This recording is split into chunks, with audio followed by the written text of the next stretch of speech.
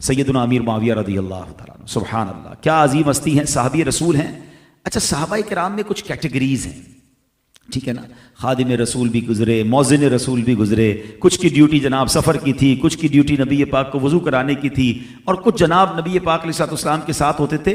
कुछ कैटेगरी सहाबाए किराम की वो थी जो कातिबीन वही थे।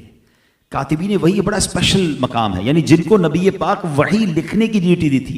यानी जो कुरान नबी पाक पर नाजिल होता था, जिब्रील अमीन लेकर आते थे, तो प्यारे आका उनको ये ड्यूटी देते थे कि वो कुरान लिखते थे। कितना भरोसा था, यानी मुझे और आपको आज जो कुरान मिला है और हम दावे से कहते हैं कि ये रब का कलाम है और इसमें जबर जेर पेश की भी गलती नहीं है, ये एहसान है कातिबीन वही का, और ये उनकी अमानतदारी है कि उन्होंने पूरा पूरा कुरान पहुंचाया।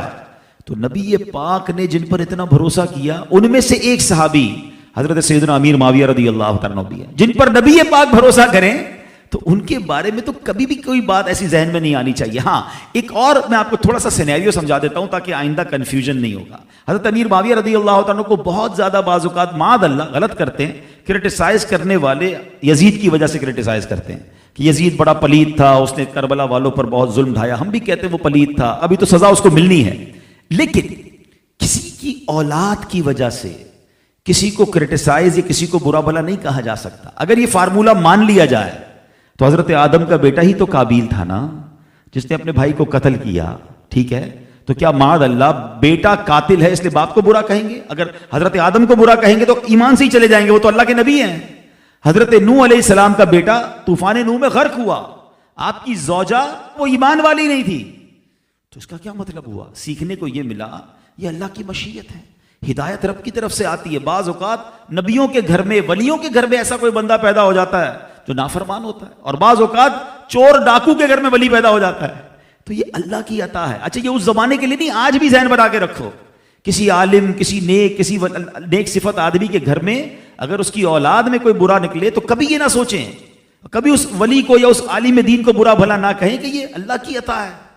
भाई बाप तो कोशिश ही कर सकता है ना, हिदायत तो रब ने देनी है, नहीं है नसीब में उसके। तो हम गुनाहगार होते हैं किसी के बारे में बुरा भला कहकर औलाद की वजह से।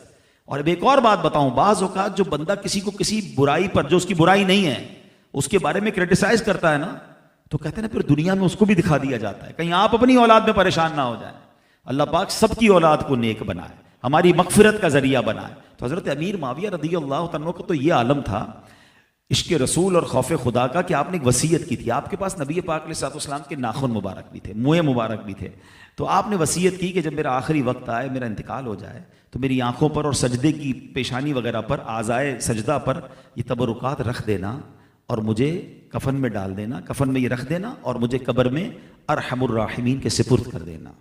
तो सहाबाए किराम भी तबरुकात लेकर कब्र में जाते थे। इससे ये भी सीखने को मिला कि तबरुकात माशाअल्लाह बड़ी बरकत वाली चीज़ है।